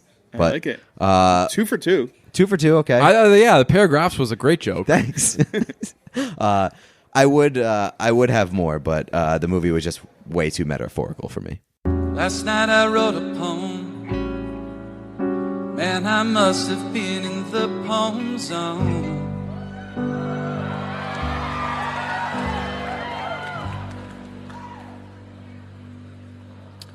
You guys like lyrics?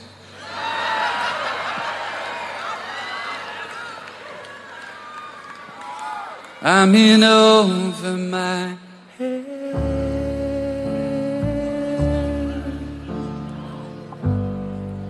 I'm in over my head.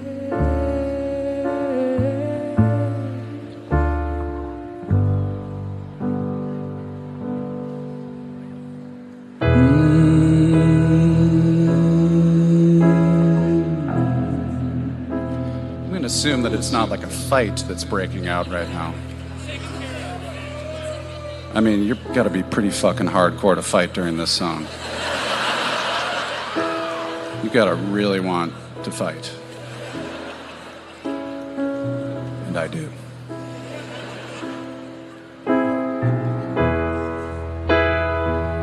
Maybe I'll get a pet. Learn how to take care of somebody else. Maybe I'll name him Jeff. But I think it might defeat purpose, living on housekeeping and room service.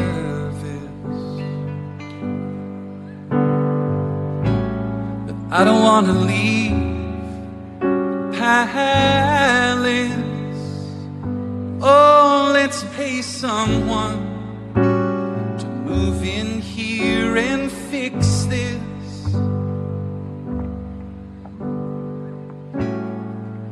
Last night I texted your iPhone, said I think I'm ready to come home. Please, please, please.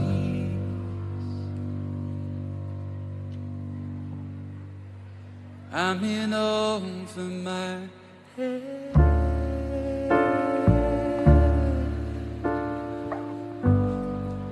I'm in over my head.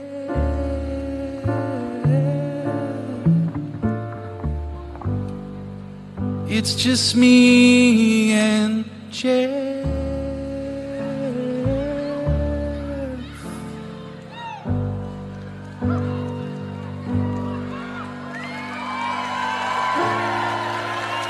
Oh, you're too sweet. Thank you very much.